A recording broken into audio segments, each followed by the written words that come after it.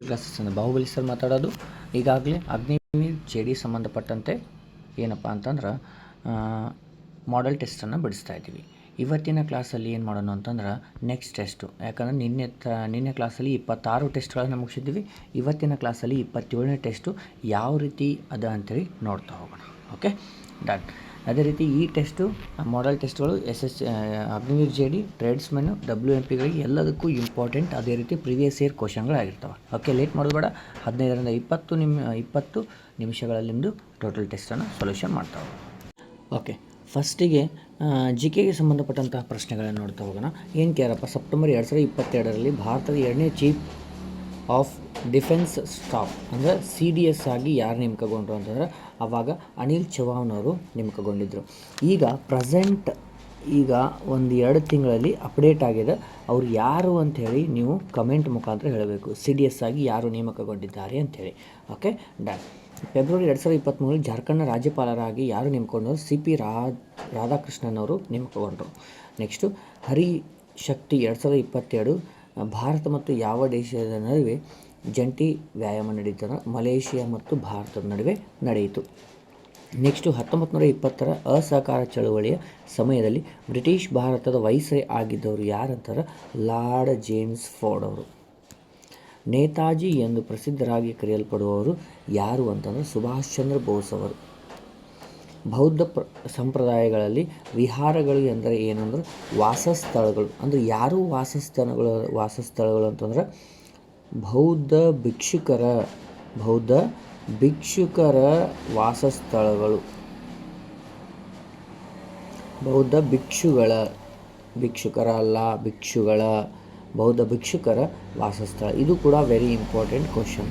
Okay, done. Sindhu ಕಣಿವೆ ನಾಗರಿಕತೆಯ ಬಂದರು ಪಟ್ಟಣವಾದ ಲೋಥಾಲ್ ಯಾವ ನಗರದಲ್ಲಿದೆ ಅಂತಂದರೆ ಇದು ಗುಜರಾತ್ದಲ್ಲಿದೆ. ನೆಕ್ಸ್ಟು ಕೆಳಗಿನವುಗಳಲ್ಲಿ ಯಾವ ರಾಜ್ಯವು ಜಲ್ಲಿಕಟ್ಟು ಹಬ್ಬದೊಂದಿಗೆ ಪ್ರಸಿದ್ಧವಾಗಿದೆ, ಸಂಬಂಧ ಹೊಂದಿದೆ ಅಂತಂದರೆ ತಮಿಳುನಾಡು. ಕೆಳಗಿನವುಗಳಲ್ಲಿ ಯಾವುದು ಉಪ್ಪು ನೀರಿನ ಸರೋವರವಾಗಿದೆ ಅಂತಂದರೆ ಇದು ಸಾಂಬಾರ್ ಸರೋವರ ಕಂಡುಬರುವುದು ಎಲ್ಲಿ ಅಂತಂದ್ರೆ ರಾಜಸ್ಥಾನದಲ್ಲಿ ಕಂಡುಬರುತ್ತದೆ. ನೆಕ್ಸ್ಟು ಕವರತ್ತಿ ದ್ವೀಪಗಳು ಭಾರತದ ಯಾವ ಕೇಂದ್ರಾಡಳಿತ ಪ್ರದೇಶಗಳಲ್ಲಿ ಭಾಗವಾಗಿದೆ ಅಂತಂದ್ರೆ ಲಕ್ಷದ್ವೀಪದ ಭಾಗವಾಗಿದೆ. ನೆಕ್ಸ್ಟು ಭಾರತದ ಲಿಂಗಾನುಪಾತವನ್ನು ಹೇಗೆ ನಿರ್ಧರಿಸಲಾಗುತ್ತದೆ? ಪ್ರತಿ 1,000 ಪುರುಷರಿಗೆ ಇರುವ ಮಹಿಳೆಯರ ಸಂಖ್ಯೆಯಾಗಿ ಅವರನ್ನು ನಿರ್ಧರಿಸ್ತಾರೆ. ನೆಕ್ಸ್ಟು ಭಾರತೀಯ ರಾಜಕೀಯ ವ್ಯವಸ್ಥೆ MP ಎಂಬುದರ ಪೂರ್ಣ ರೂಪ ಏನಂತಂದ್ರೆ ಮೆಂಬರ್ ಆಫ್ ಪಾರ್ಲಿಮೆಂಟ್ ಅಂತೀವಿ. ಏನು? ಮೆಂಬರ್ ಆಫ್ ಪಾರ್ಲಿಮೆಂಟ್, ಪೊಲೀಸ್ ಅಲ್ಲ, ಮೆಂಬರ್ ಆಫ್ ಪಾರ್ಲಿಮೆಂಟ್. ನೆಕ್ಸ್ಟು ಭಾರತದ ಅತ್ಯುನ್ನತ ಕಾನೂನು ಅಧಿಕಾರಿ ಯಾರು ಅಂತಂದ್ರೆ ಅಟಾರ್ನಿ ಜನರಲ್ ಆಗಿರ್ತಾರೆ. ನೆಕ್ಸ್ಟು 2022ರ FIFA ವಿಶ್ವಕಪ್ನಲ್ಲಿ ರನ್ನರ್ ಆಫ್ ಆದ ತಂಡ ಯಾವುದು ಅಂತಂದ್ರೆ ಇಲ್ಲಿ ರನ್ನರ್ ಆಫ್ ಆದಂಥ ತಂಡ ಫ್ರಾನ್ಸ್ ಆಗಿರುತ್ತೆ. ಅದೇ ರೀತಿ ವಿನ್ನರ್ ಯಾವುದು ಅಂತಂದ್ರೆ ಇದು ಅರ್ಜೆಂಟೈನಾ. Okay, done. ನೆಕ್ಸ್ಟು 2023ರ ಮಹಿಳಾ T20 ವಿಶ್ವಕಪ್ ಯಾವ ದೇಶ ಆಯೋಜಿಸಲಾಗಿತ್ತು ಅಂತಂದ್ರೆ ದಕ್ಷಿಣ ಆಫ್ರಿಕಾ ಆಯೋಜಿಸಲಾಗಿತ್ತು. ಈ 15 ಪ್ರಶ್ನೆಗಳು GKಗೆ ಸಂಬಂಧ ಹೊಂದಿರ್ತವೆ. ನೆಕ್ಸ್ಟು ಬಂದದ್ದು ಸೈನ್ಸ್ಗೆ ಸಂಬಂಧಪಟ್ಟದ್ದು. ಸಂಗೀತವು ನಮ್ಮ ಡ್ಯಾಶ್ ಮೇಲೆ ಆಹ್ಲಾದಕರ ಪರಿಣಾಮವನ್ನು ಬೀರುತ್ತದೆ ಅಂತಂದ್ರೆ ಕಿವಿಗಳ ಮೇಲೆ ಬೀರುತ್ತದೆ. ನೆಕ್ಸ್ಟು ಒಂದು ವಸ್ತುವಿನ ಡ್ಯಾಶ್ ಎಂಬುದು ಭೂಮಿಯ ಆ ವಸ್ತುವನ್ನು ತನ್ನ ಕೇಂದ್ರದ ಕಡೆಗೆ ಎಳೆದುಕೊಳ್ಳುತ್ತದೆ. ಭಾರವನ್ನು ಅಂದರೆ ತೂಕವನ್ನು ಎಳೆದುಕೊಳ್ಳುತ್ತದೆ.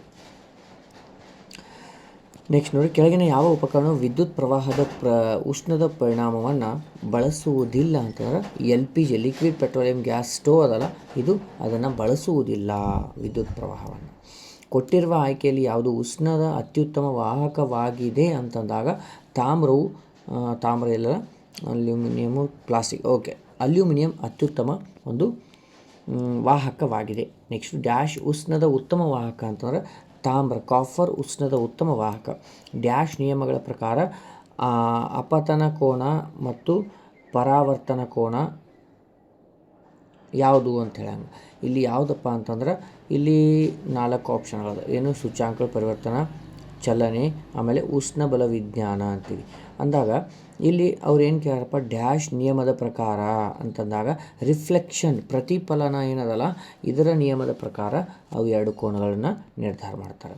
ನೆಕ್ಸ್ಟು ಮ್ಯಾಗ್ನೇಷಿಯಂ ಪ್ಲಸ್ ಆಮ್ಲಜನಕ, ಮ್ಯಾಗ್ನೇಷಿಯಂ ಆಕ್ಸೈಡ್ ಮೇಲೆ ನೀಡಿರುವ ರಾಸಾಯನಿಕ ಸಮೀಕರಣದಲ್ಲಿ ಮ್ಯಾಗ್ನೇಷಿಯಂ ಆಕ್ಸೈಡ್ನ ಬಣ್ಣ ಯಾವುದಾಗಿರುತ್ತೆ ಅಂತಾರೆ, ಬಿಳಿ ಬಣ್ಣ ಆಗಿರುತ್ತೆ.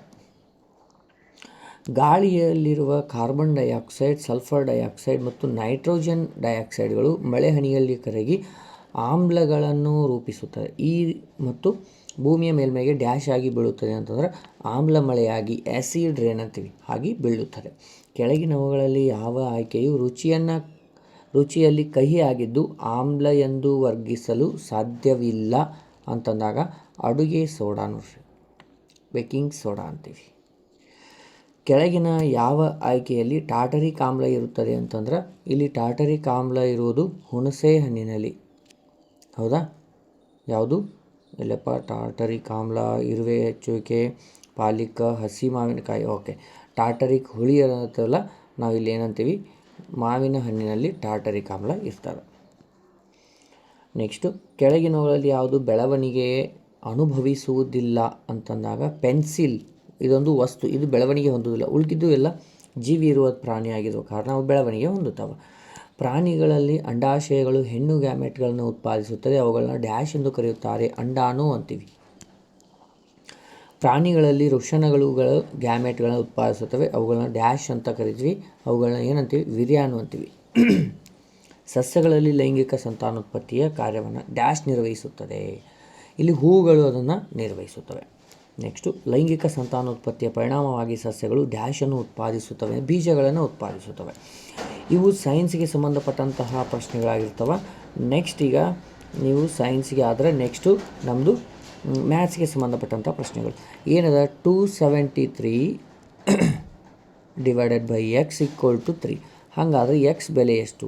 ಇದನ್ನು ಹಿಂಗೂ ಬರಿಬೋದಲ್ಲ, 273 ಆ 3 ಈ ಕಡೆ ತೊಗೊಂಡು ಎಕ್ಸನ್ನು ಆ ಕಡೆ ಕಳಿಸ್ಕೊಂಡ್ಬಿಡ್ಬೇಕು. ಈಗ ಸಿಂಪ್ಲಿಫೈ ಮಾಡಿ, 3 1 3 9 27 3 1 ಅಂದರೆ 91 is the value of X. Option number first is right. Next addition ಕೇಳಾರ ನೋಡಿರಿ, 0.25 ಪ್ಲಸ್ 1.37 ಪ್ಲಸ್ 0.36 ಅಂದಾಗ ಇದು 1.26 ಆಗುತ್ತೆ. ಸಿಂಪ್ಲಿಫಿಕೇಷನ್ ಅದ ನೋಡಿರಿ, ಇದು ಯಾವ ರೀತಿ ಅದ ಅಂದರೆ 45 - 15 + 12 / 3 × 2 + 1. ಇಲ್ಲಿ ನಾವು ಬೋರ್ಡ್ ಮಾಸ್ ರೂಲ್ಸ್ ಪ್ರಕಾರ ಮೇಲ್ಗಡೆ ಇದ್ದಿದ್ದು ನೋಡಿ, 45 + 12 ಕೂಡಿಸ್ರಿ 57, 57ರಾಗ 15 ಹೋದ್ರೆ 42 / 3 6 1 7, 7 1 7 6 42 ಅಂದರೆ ಬರುವಂಥ ಆನ್ಸರ್ ಎಷ್ಟು? 6. Option number second is right. ಒಬ್ಬ ವಿದ್ಯಾರ್ಥಿಯ 7 ವರ್ಷಗಳ ಸರಾಸರಿ 78, 7 ವಿಷಯಗಳ ಸರಾಸರಿ ಅಂಕಗಳು 78 ಅಂದಾಗ ಎಷ್ಟಾಗತ್ತೆ ರೀ? 546 ಆಯಿತು. ಒಂದು ವೇಳೆ ವಿದ್ಯಾರ್ಥಿಯು 8ನೇ ವಿಷಯದಲ್ಲಿ 86, ನೋಡಿರಿ ಇನ್ನೊಂದು ಎಕ್ಸ್ಟ್ರಾ ಸೇರೈತಿ 8ನೇ ವಿಷಯ, ಅದರಾಗ ಎಷ್ಟು ತೊಗೊಂಡಾನ? 86 ಅಂಕ ಪಡೆದಾನ. ಹಾಗಾದ್ರೆ ಒಟ್ಟಿಗೆ ಸೇರಿ ಸರಾಸರಿ ಎಷ್ಟು? ಎರಡನ್ನು ಕೂಡಿಸ್ರಿ, ಟೋಟಲ್ 8 ವಿಷಯಗಳಾಗ್ತವೆ. ಎರಡನ್ನು ಕೂಡಿಸಿದ ಮೇಲೆ ಎಷ್ಟಾಗುತ್ತೆ? 632 ಆಯಿತು. 632 / 8 ಅಂತಂದಾಗ 8 1 8 7 50, 7 8 56, ಆಮೇಲೆ 9 8 9 72, 79 ಒಟ್ಟು ವಿಷಯಗಳ ಸರಾಸರಿ ಅಂಕಗಳು. 35ನೇದು, ಒಂದು ಕುಟುಂಬದ 4 ಸದಸ್ಯರ ಸರಾಸರಿ 25 ವರ್ಷ ಸಮನಾಗಿದೆ. ನೋಡಿರಿ 4 ಸದಸ್ಯರು ಎಷ್ಟದ ರೀ? 25 ಅದ. ಹಾಗಾದರೆ ಒಬ್ಬ ಸದಸ್ಯ ಸೇರ್ಪಡೆ ಆದ ನಂತರ ಕುಟುಂಬದ ಎಲ್ಲ ಸರಾಸರಿ ಹೊಸ ಸರಾಸರಿ ಎಷ್ಟು? 5 ಜನ ಆದ ಬಳಿಕ ಅವ್ರ ಸರಾಸರಿ 24 ಆಗುತ್ತೆ. ಹಾಗಾದ್ರೆ ಹೊಸದಾಗಿ ಸೇರಿದವ್ರದ್ದು ಎಷ್ಟದ ಅಂತ ಕೇಳಿದಾಗ ನಾವು ಟೋಟಲಲ್ಲಿ 5 ಜನದೊಳಗೆ 4 ಜನ ತೆಗಿಬೇಕು. 24 × 5 ಅಂದ್ರೆ ಎಷ್ಟಾಯಿತು? 120 25 × 4 ಅಂದ್ರೆ ಇದು 100 ಆಯಿತು. ಟೋಟಲ್ ಇದ್ರೊಳಗೆ ಇದನ್ನು ಕಳ್ಕೊಂಬಿಡಿ, 5 ಜನದೊಳಗೆ ಕಳೆದ್ರೆ ಎಷ್ಟಾಯಿತು? 20 ವರ್ಷಗಳು ಹೊಸ ವ್ಯಕ್ತಿ ಸೇರಿದ ಅವನ ವಯಸ್ಸು. Okay, done.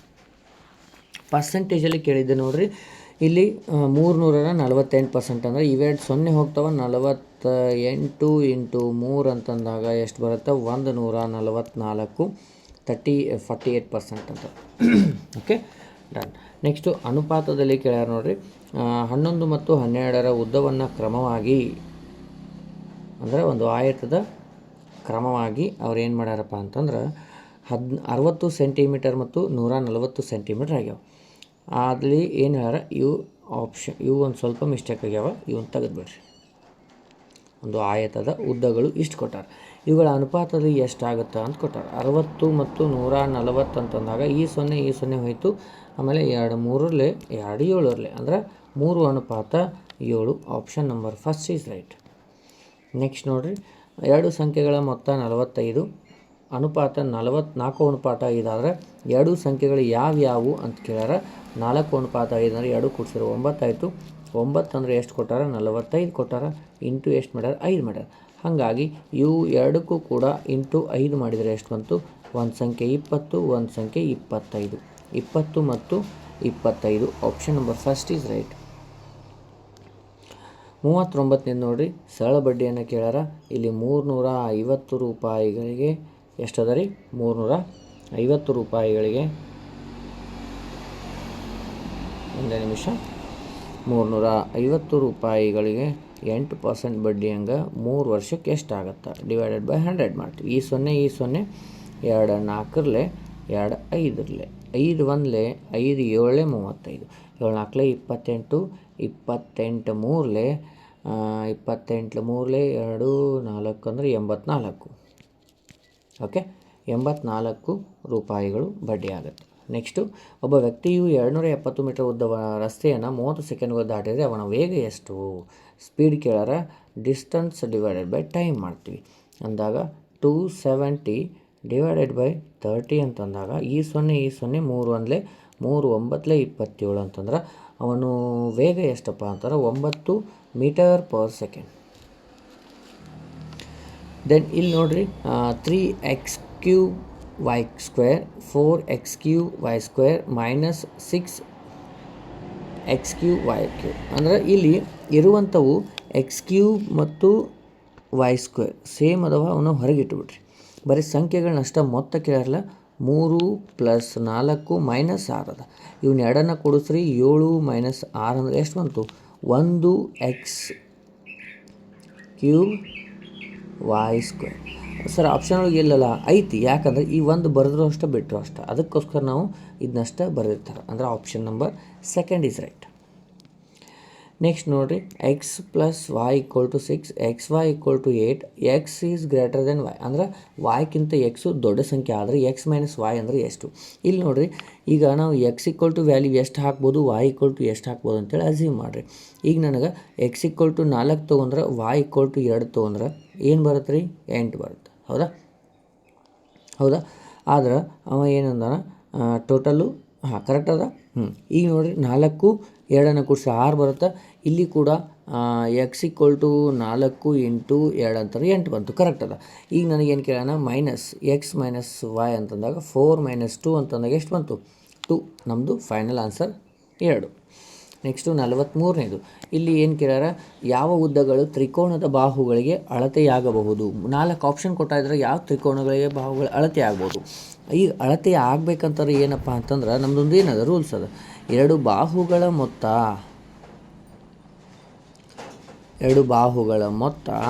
ಏನದಪ್ಪ ಅಂತಂದ್ರೆ ಮೂರನೇ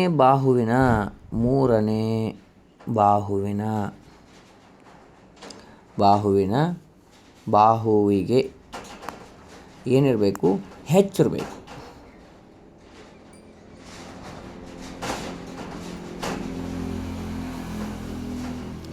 ಮೂರು ಬಾಹುಗಳಿಗಿಂತ ಹೆಚ್ಚಿರ್ಬೇಕು. ಅಂದ್ರೆ 2 ಬಾಹುಗಳ ಮೊತ್ತ ಕೂಡಿಸಿದ್ರೆ 3ನೇ ಬಾಹು ಇರುತ್ತಲ್ಲ, ಅದಕ್ಕೆ ಕಂಪೇರ್ ಮಾಡಿರಿ 2 ಬಾಹುಗಳ ಮೊತ್ತ ಹೆಚ್ಚಿರ್ಬೇಕು. ಅಂದಾಗ ಇಲ್ಲಿ ನಾವು ನೋಡಿರಿ, 3 3 ಕೂಡಿಸಿದ್ರೆ 6 ಆಯಿತು, ಬರೋಂಗಿಲ್ಲ. ನೆಕ್ಸ್ಟು 3.1 5.2 ಅಂದ್ರೆ ಮತ್ತು 5 3 9 10 ಆಯಿತು, ಇದು ಹೆಚ್ಚು. ಹೌದಾ? ಆಗಲ್ಲ, ಇದು ಆಗಲ್ಲ. ಹಾಗಾಗಿ ಇದನ್ನು ನೋಡಿರಿ, ಫಾರ್ ಎಕ್ಸಾಂಪಲ್ ಏನದ ಈ ರೂಲ್ಸ್ ಪ್ರಕಾರ ನೋಡಿರಿ. ಫಸ್ಟಿಗೆ ಮೊದಲೆರಡು ಬಾಹುಗಳ ಮೊತ್ತ ಕೂಡಿಸ್ಬೇಕು. 3.3 + 4.3 ಅಂದರೆ ಎಷ್ಟಾಯಿತು, ಟೋಟಲು 7.6 ಹೆಚ್ಚದ. ಯಾವುದಕ್ಕಿಂತ ಉಳಿದೆರಡು ಅಂದರೆ ಉಳಿದ 3ನೇ ಬಾಹುಗಿಂತ ಹೆಚ್ಚದ. ಅವ್ರು ಕೊಟ್ಟದ್ದು ರೂಲ್ಸ್ ಅಪ್ಲೈ ಆತ ಇಲ್ಲಿ ಅಂದಾಗ ನಮ್ಮದು option number A is right. Okay, next ನೋಡಿರಿ, ಚಿತ್ರವನ್ನು ಕೊಟ್ಟಿಲ್ಲ ಇಲ್ಲಿ. M ∥ N, A angle 75. ಹಾಗಾದರೆ ಬಿ ಎಷ್ಟು ಅಂತ ಕೇಳ್ಯಾರ. ಇಲ್ಲಿ ಕೊಟ್ಟಂಥದ್ದು ಏನಪ್ಪ ಅಂತಂದ್ರೆ ಟೋಟಲು ಈ ರೀತಿ ಎಮ್ ಪ್ಯಾರಲಲ್ ಎನ್ ಅಂದಾಗ ಎನ್ ಅಂದಾಗ ಎಮ್ ಇದ್ದದ್ದು ಪ್ಯಾರಲ್ ಆಗಿ ಎನ್ ಇರುತ್ತೆ ಅಂದಾಗ ಇಲ್ಲಿ ಟೋಟಲ್ 75 ಡಿಗ್ರಿ ಕೊಟ್ಟಾರ. ಇನ್ನೊಂದು ಕೋನ ಯಾವುದು ಅಂತಂದಾಗ ನಮಗೆ ಟೋಟಲ್ ಆಗಿ ಆ ಚಿತ್ರವು ಈ ರೀತಿ ಇರ್ತದೆ ಅಂತ ತಿಳ್ಕೊರಿ. ಓಕೆ, ಒಂದೇನು 75 ಡಿಗ್ರಿ ಅದ ಹೌದಾ, ಈ ಕಡೆ 75 ಡಿಗ್ರಿ ಅದ ಅಂತಂದ್ರೆ ನೋಡಿರಿ ಈ ಕಡೆ 75 ಡಿಗ್ರಿ ಅದ. ಓಕೆ, ಇದು ಎ ಅಂತೀವಿ. ಹಾಗಾದ್ರೆ ಈ ಕಡೆದು ಎಷ್ಟು ಅಂತ ಕೇಳ್ಯಾರ ಅಂದಾಗ ಟೋಟಲ್ ನಮ್ಮದು ಇದು ಕೋನ ಎಷ್ಟೈತಿ 180 ಇರ್ತೈತಿ. ಅದರೊಳಗೆ 75 ತೆಗೆದು ಬಿಡ್ರಿ, ಎಷ್ಟು ಉಳಿತೈತಿ ಟೋಟಲ್ಲು 105 ಡಿಗ್ರಿ ಬಿ ಕೋನದ ಮೊತ್ತ ಆ್ಯಂಗಲ್. ಓಕೆ, ನೆಕ್ಸ್ಟು ವ್ಯಾಸ 7 ಸೆಂಟಿಮೀಟ್ರ್ ಆದ್ರೆ ವೃತ್ತದ ವಿಸ್ತೀರ್ಣ ಕಂಡುಹಿಡೀರಿ ಅಂತದ. ವೃತ್ತದ ವಿಸ್ತೀರ್ಣ = πr². ನನಗೆ ವ್ಯಾಸವನ್ನು ಕೊಟ್ಟಾಗ ನನಗೆ ತ್ರಿಜ್ಯ ಬೇಕಾಗಿತ್ತಂದ್ರೆ ಏನು ಮಾಡ್ತೀರಿ, /2 ಮಾಡ್ತೀವಿ ಅಂದಾಗ 22/7 ಅಂತ ಅವರೇ ಕೊಟ್ಟಾರ, ಅದನ್ನ ಯೂಸ್ ಮಾಡ್ರಿ ಅಂತೇಳಿ ಪೈ ವ್ಯಾಲ್ಯೂವ. ಆಮೇಲೆ 7/2 × 7/2. ಆಮೇಲೆ ಇದು ಗೆಟ್ ಕ್ಯಾನ್ಸಲ್, 2 1 2 11 11 7 77 /2 ಅಂತಂದಾಗ 2 ಭಾಗಿಸ್ರಿ, 2 3 6 ಹೌದಾ, 3 ಎಲ್ಲಿ ಅದ, ಒಂದೇ ಆಪ್ಷನು ಇಲ್ಲದ, ಮುಗೀತು, ಇದೇ ಆನ್ಸರು. ಆಮೇಲೆ 8 ಆಮೇಲೆ 1 ಉಳಿತು, ಪಾಯಿಂಟ್ ಕೊಟ್ಟು 0, 5 10 38.5. Okay, done. ನೆಕ್ಸ್ಟ್ ನೋಡಿರಿ 46ನೇದು ಇನ್ನು ರೀಸನಿಂಗ್ ಸಂಬಂಧಪಟ್ಟದ್ದು. ಇಲ್ಲಿ ಏನು ಮಾಡ್ಯಾರ, ಸಿ ಆದಮೇಲೆ ಡಿ ಮಾಡ್ಯಾರ, ಡಿ ಆದಮೇಲೆ ಇ ಆಗೈತಿ, ಇ ಆದಮೇಲೆ ಎಫ್ ಆದಮೇಲೆ ನನಗೇನು ಬರಬೇಕು, ಜಿ ಬರ್ಬೇಕಾ. ಓಕೆ, ಅಂದರೆ ಇಲ್ಲಿ ಕೆಳಗಡೆ ಏನು ಮಾಡ್ಯಾರ, +1 ಮಾಡ್ಯಾರ. ನೆಕ್ಸ್ಟ್ ಈಗ ಹಿಂದೋಗ್ಯಾರ, ಓ ಆದಮೇಲೆ P Q. Okay, P Q ಆಗೈತಿ. ನೆಕ್ಸ್ಟ್ ಕ್ಯೂ ಆದಮೇಲೆ RS 2 ಮಾಡ್ಯಾರ, ಮತ್ತು ಎಸ್ ಆದಮೇಲೆ TU. ಹಾಗಾದ್ರೆ ಈ ಥರ ಹಿಂದಿಂದ ಯಾವುದು ಸಂಖ್ಯೆ ನನಗೆ ಇಲ್ಲಿ ಬರಿಬೇಕು ಅಂತಂದಾಗ ಇಲ್ಲಿ ಮಾಡಿದ್ದು ಏನಪ್ಪ ಅಂತಂದ್ರೆ ಅವರು -2 ಮಾಡ್ಯಾರ. ಹೌದಾ, ಹಿಂದ್ಗಡೆ ಬಂದ ಅಂದ್ರೆ ಈಗ ಓ ಹಿಂದಿಂದ ಯಾವುದು ಎಮ್ ಬರಿಬೇಕು ಅಂದರೆ GM. ನಮ್ದು ಆನ್ಸರ್ ಏನು, GM. Option number 2 is right. Next ನೋಡಿರಿ 47ನೇದು. ಇಲ್ಲಿ ಏನದ ರೀ, ಕೊಟ್ಟಂಥ ಶಬ್ದವನ್ನು ಅದ್ರ ಏನದಾರ -1 ಮಾಡ್ಕೊತ ಹೋಗ್ಯಾರ ಎಲ್ಲದಕ್ಕೂ. -1 ಮಾಡಿದಾಗ ಇದೆಲ್ಲಕ್ಕೂ -1 ಮಾಡಿದರೆ ಏನು ಬರುತ್ತೆ, ಬಿ ಹಿಂದಿಂದ ಯಾವುದು ಎ, ಯು ಹಿಂದಿಂದ ಯಾವುದು ಟಿ, ಟಿ ಹಿಂದಿಂದ ಎಸ್ಸು, ಟಿ ಹಿಂದಿಂದ ಎಸ್ಸು, ಇ ಹಿಂದಿಂದ ಡಿ ಅದ, ಆರ್ ಹಿಂದಿಂದ ಯಾವುದು ಕ್ಯೂ ಅದ. ಅಂದ್ರೆ ATSS ಎಲ್ಲದ ರೀ, ಆಪ್ಷನ್ ನಂಬರ್ 3 ಒಳಗದ. ನೆಕ್ಸ್ಟು ಇಂಗ್ಲೀಷ್ ಶಬ್ದಗಳ ಜೋಡಣೆ ಅಂತಂದಾರ. ಇಲ್ಲಿ ಜೋಡಣೆ ಮಾಡುವಾಗ ಏನೇನು ಬರ್ತಾವ ನೋಡಿ. ಫಸ್ಟಿಗೆ ನನಗೆ ಬಿ ಅದ, ಫಸ್ಟ್ 5ನೇ ಲೆಟ್ರ್ ಬರುತ್ತೆ, ಎಲ್ಲದ್ರಾಗ 5 ಅದ, ಬಿಟ್ಬಿಡ್ರಿ. ಆಮೇಲೆ ಲಾಸ್ಟ್ ಸೆಕೆಂಡ್ ಯಾವ್ದು ಬರುತ್ತೆ, 1ನೇದು ಬರುತ್ತೆ ನೋಡಿರಿ, ಸಿ ಅದ. ಅಂದ್ರೆ ಇಲ್ಲಿ 2ನೇದು ಅದ, ಇದು ಬರೋಂಗಿಲ್ಲ. ಓಕೆ, ನೆಕ್ಸ್ಟ್ ಯಾವ್ದು ಬರುತ್ತೆ, ಜೆ ಬರುತ್ತೆ ನೋಡಿರಿ, 3ನೇದು.